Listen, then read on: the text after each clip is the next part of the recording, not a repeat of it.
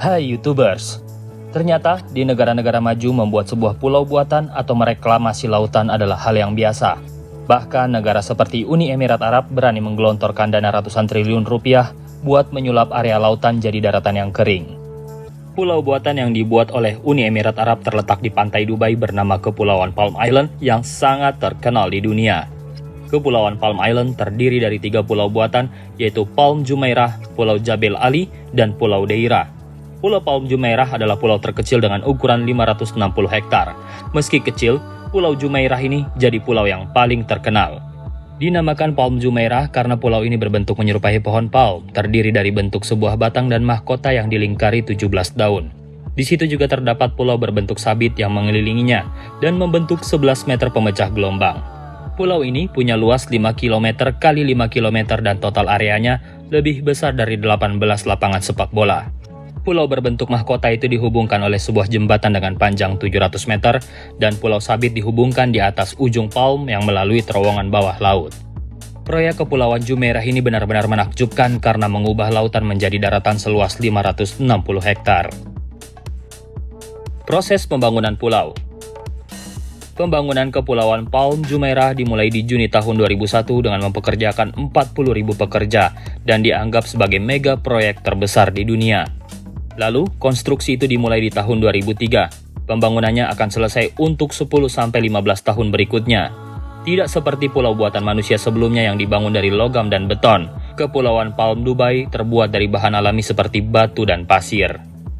Hal ini untuk memenuhi keinginan sang pangeran Sheikh Muhammad bin Rashid Al Maktoum. Meski Pulau Palm merupakan pulau buatan, sang pangeran mau kalau kepulauan buatan itu lebih alami menyatu dengan lingkungan sekitarnya. Dia meminta struktur besar tanpa beton dan tanpa baja untuk menahannya. Permintaan pangeran yang rumit inilah yang bikin pembangunan pulau-pulau ini jadi tantangan terbesar.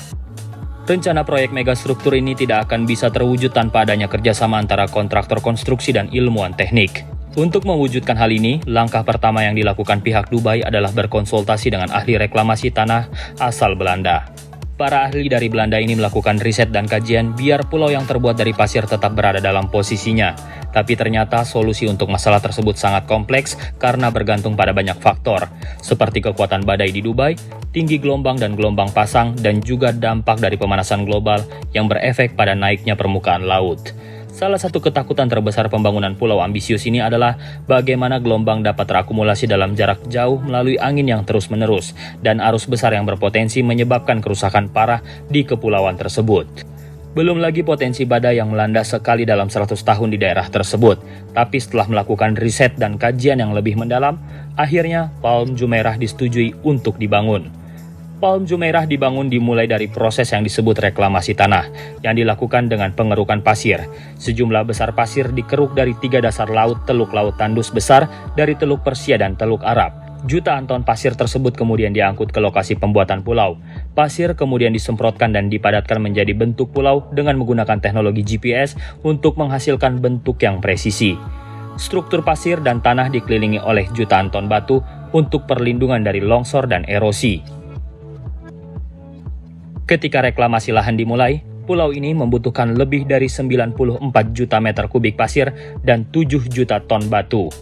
Palm Jumeirah dibuat dengan menuangkan dan menyimpan pasir kerukan ke dasar laut sedalam 10,5 meter menggunakan kapal keruk. Proses ini ditangani oleh perusahaan Belgia dan perusahaan Belanda.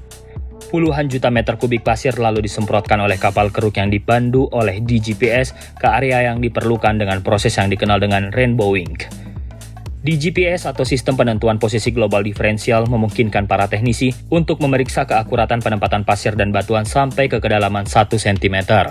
Jadi tidak heran kalau Palm Jumeirah ini bentuknya sangat rapi dan enak dipandang.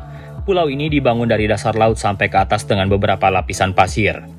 Lapisan pasir ini terdiri dari serat geotekstil yang diikuti oleh batu-batu kecil dan kemudian batu-batu berukuran sedang. Dan lalu dari lapisan-lapisan ini terbentuklah sebuah pulau. Penyelam juga turut dipekerjakan untuk memeriksa penempatan batu di bawah air, untuk memastikan posisi batu ada di posisi yang benar. Untuk mengatasi gelombang besar ataupun badai yang akan terjadi di masa depan, para ilmuwan merancang struktur pemecah gelombang bulan sabit untuk melindungi pulau ini. 5,5 juta meter kubik batu diperoleh dari 16 tambang di sekitar Uni Emirat Arab. dan jika disetarakan, maka batu ini cukup untuk membangun satu lagi piramida Mesir. Batu-batu ini ditumpuk di atas tongkang dan langsung dikirim ke lokasi konstruksi. Kapal pengangkut batu beroperasi full 24 jam, siang dan malam. Dengan menyemburkan 40.000 ton batu per hari ke pemecah gelombang berbentuk sabit, pemecah gelombang ini terbilang efektif untuk menahan gempuran ombak yang datang. Tapi, untuk memastikan, para ilmuwan sering melakukan pengecekan untuk memastikan batu-batuan di pemecah gelombang tidak hanyut ke laut. Untuk melakukan pengecekan ini, para ilmuwan mengirim penyelam bawah laut untuk mengamati dasar laut. Setiap 27 meter penyelam mencari retakan dan serpihan yang terlepas yang disebabkan oleh gelombang laut yang kuat. Pemeriksaan ini dilakukan secara berkala. Karena jika pemecah gelombang tersebut hancur, maka hal ini bisa berakibat fatal untuk pulau-pulau di situ dan juga semua penghuninya. Keadaan pulau buatan. Di awal abad ke-21, Dubai mengalami hiruk-pikuk pembangunan perkotaan dan memposisikan Dubai sebagai ibu kota eksentrik. Proyek yang paling ambisius adalah pembangunan Kepulauan Palm Jumeirah ini, yang kemudian diikuti oleh Kepulauan The World dan The Universe yang saat ini sedang dibangun. Secara total, ada 5 kepulauan buatan yang dipromosikan sebagai oasis kemewahan yang telah merebut kembali daratan dari laut. Tapi, dalam 20 tahun, banyak masalah yang berbeda menyebabkan keterlambatan dalam pekerjaan, mulai dari tidak dibayar, hutang, masalah hukum, dan dampak lingkungan yang tidak bisa diperbaiki sampai ke beberapa pulau kembali tenggelam ke dalam laut. Terlepas dari semua keadaan tidak terduga yang mengancam kelayakan proyek ini, tetapi pengembang tetap tidak menyerah dengan proyek ambisius ini.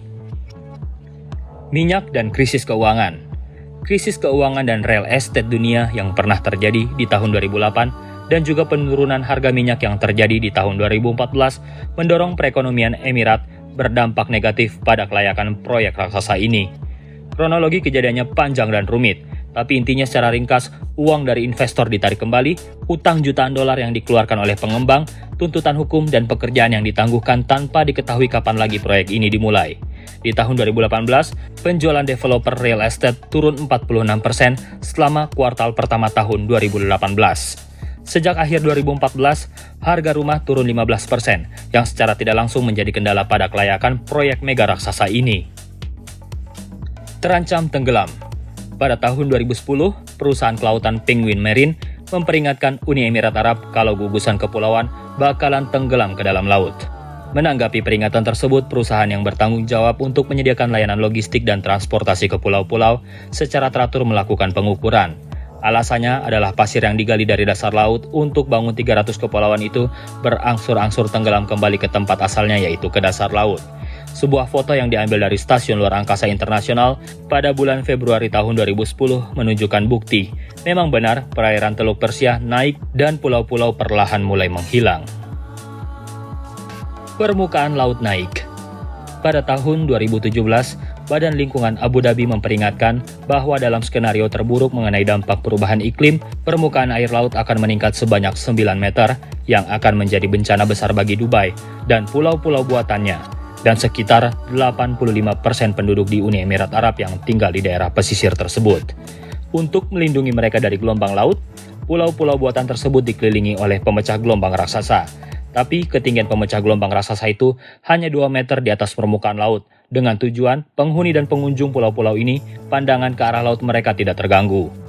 Tapi dampak langsungnya adalah perubahan buatan dari arus laut dan pengurangan arus laut. Dalam jangka panjang, penghalang pemecah gelombang ini tidak mungkin cukup kuat kalau terjadi hal yang terburuk. Perubahan arus laut dan hilangnya keanekaragaman hayati lokal juga meningkatkan problematika ini. Karena kegiatan konstruksi yang terus bertumbuh selama dekade pertama abad ke-21 dan polusi yang terkait dengan proyek ini tidak membantu mengurangi pemanasan kota atau Teluk Persia, malah menambah masalah lainnya.